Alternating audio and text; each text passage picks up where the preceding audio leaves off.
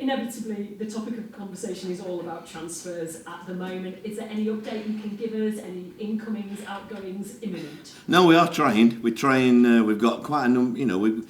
I think everybody knows we want 2 or 3. I've been patient so far in a couple of them. I've decided to be, rather than jump and get somebody else the targets that I want really. So I'm waiting for that, and I'm sure there will be actions in the next 2 weeks.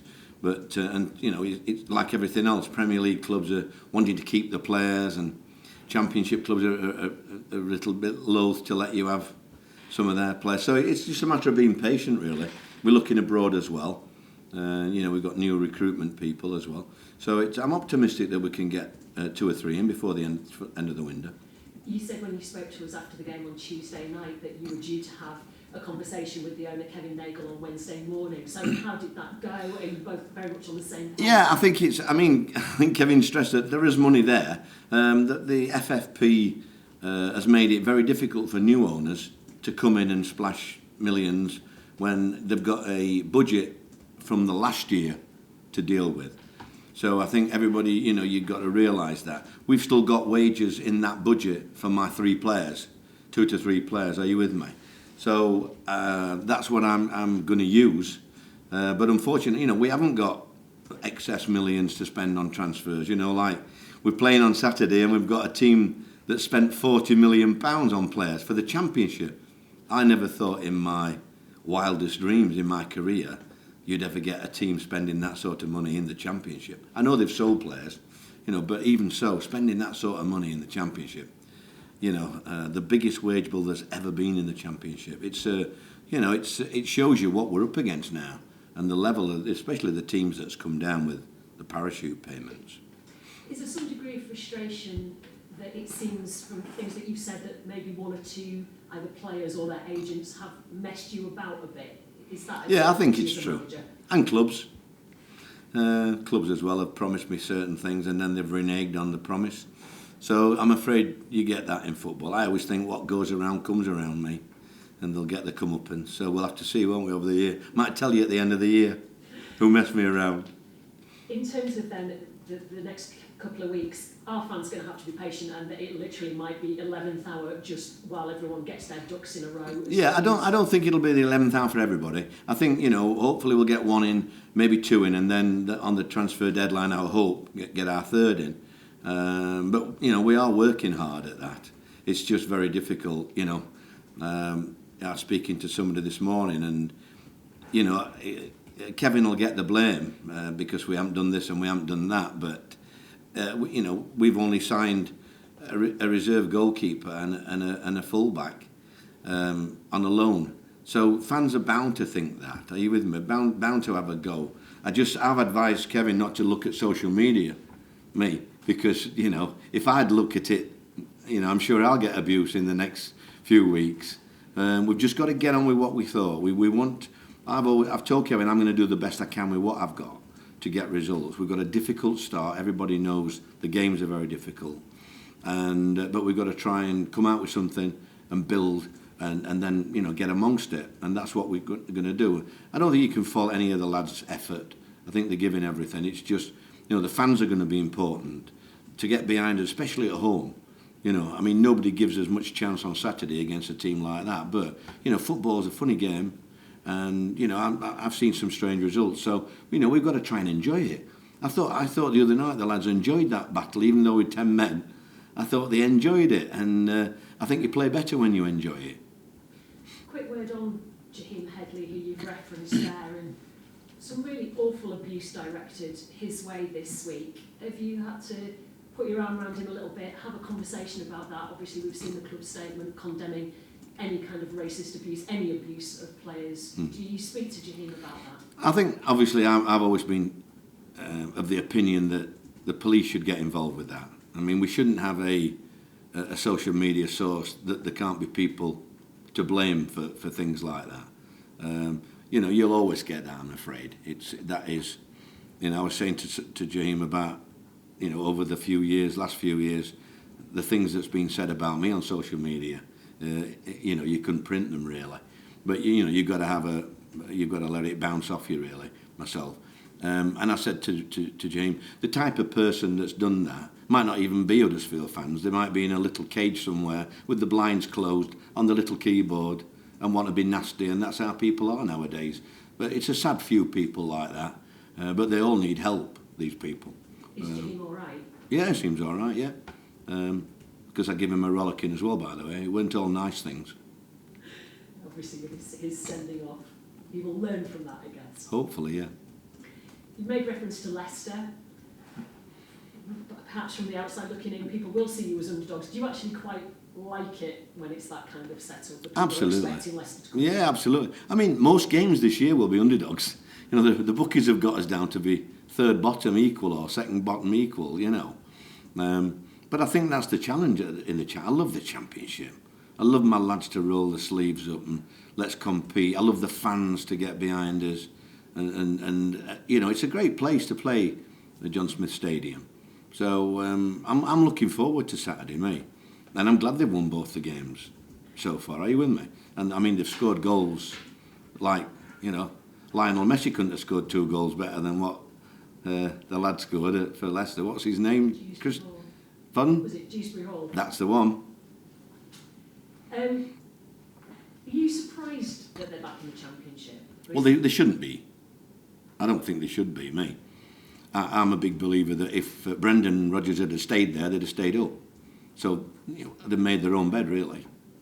And I didn't think they'd go down at all, me. But it's hard, you know. I think it might have been a good thing for Brendan that he left when he did, because I think that might have, you know, it's hard work when you've been there for a few years and you lose 1 or 2 players and things. So I think all 3 clubs coming down, you know, probably Southampton might have been expected second half of the season, but Leeds not, definitely not, and definitely Leicester. I mean, I think Leicester, I would imagine they're odds-on favourites to go back up.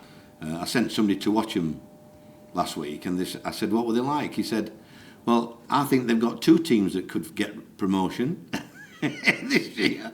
He said, I think the squad, they've got 2 11s that could get promotion, you know. So that's what we're up against. But equally, you can take advantage of the fact that it is a long time since they've been in the Championship, and it takes some adjusting, doesn't it? Oh, it's not an easy place, no. And I always think it's only 11 against 11. And we've got some good players. And I thought the other night, 1 or 2 of the lads surprised me. The other night was a game that I learnt a lot about 3 or 4, 5 players. 3 good things and probably a couple of bad things. So I'm still learning about the squad.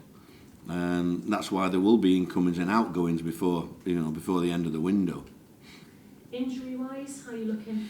We were a bit thin on the ground. Tom's running. You know, I read Stephen's article the other day about Tom Lees. He's running around, and if you saw him today, I can't believe it's going to be 4 weeks. But you know, I'm going to listen at what they say.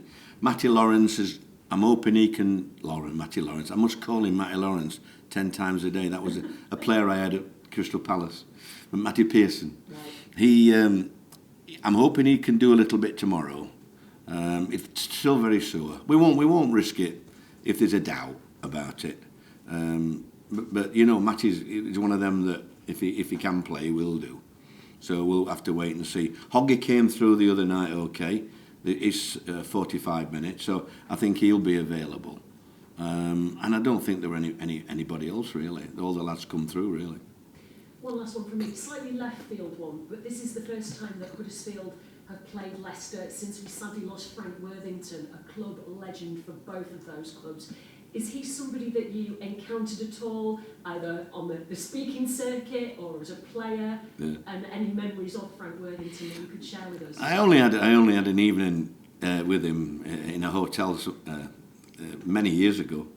But Frank was the same on and off the field, really. He wasn't arrogant, he was just confident. He knew that what he'd got in that left foot were as good as anything in the world. And he caressed the ball. He opened. I think he opened new avenues for the players that had got that ability like him. And he was a crowd pleaser. And I think you pay your money. And I think Leicester and Huddersfield were very lucky to see the best of him, because the players like that don't come through very often. and you've got to treasure them when they do. And yeah, he was, you know, I had a laugh with him. I had a sing-song with him part of the night. But well, no, I won't let you know it. Must have been Elvish. Well, it was actually. Yeah. Yes, it was. Yeah, but I knew the words as well. Is he the sort of character that you would have wanted to manage? Yeah, I mean, he was a flamboyant lad, didn't he? And he never let things get him down. Well, not to the public. He might, I mean, inside. I think he sometimes he punished himself for not playing well or missing chances and things like that. But you know, a manager would love players like that. You know, that he could turn and win a game in 10 seconds. And to be a top side, you've got to have players like that. And I don't know how he'd have gone on in the modern day, if I'm honest, with the media and whatever. I think he might have been in trouble a bit with the media. But if you were in his company, you would have a good night. That's great. Thank you. Good luck on Saturday. No problem. Thanks, Catherine. Stephen? Leicester obviously talking about how they're a very strong side, but last season you beat some of the best teams in the division. Is that the message to the players? Oh yeah, I want us to give a good game, a good account of ourselves. You know, what you don't want to do against a team like that is give them a head start, because once they get in front, they're so good. You know, they keep the ball, don't they, possession-wise, and you can see, you know, obviously he's managed under Pep, hasn't he? And there's similar styles and things, and they've got good players, but I've got some good players as well. So I'm looking forward to competing against them and seeing if we can cause them problems as well. And it'll be an interesting game. Be a great atmosphere. I don't know, you know, I suppose they've sold their lot out, and I'd be surprised if we don't. That's the thing. I think some managers might go in and their temptation would be try not to concede, but we know from your side last season, one of them scoring goals. Yeah, I mean, I've said to the lads that, you know, we're going to be underdogs in a lot of games, but let's go and have a go, you know. I mean, I was disappointed last week because the chances that we had. And then if we make mistakes like we did last week, we'll lose to everybody. So we've got to get rid of those mistakes, not dwell on them, and look to the, you know, hope that we've learned from last week, that we can defend better in the certain situations and take our opportunities. I think the one thing that will change the game is if we could score a goal first, because, you know, it just puts doubts in their minds now. I think the two games I've seen them, they've really had it easy. I know Coventry did well that first half, didn't they? And they had a few chances as well, but the quality came through in the end, and I hope that we can compete against that.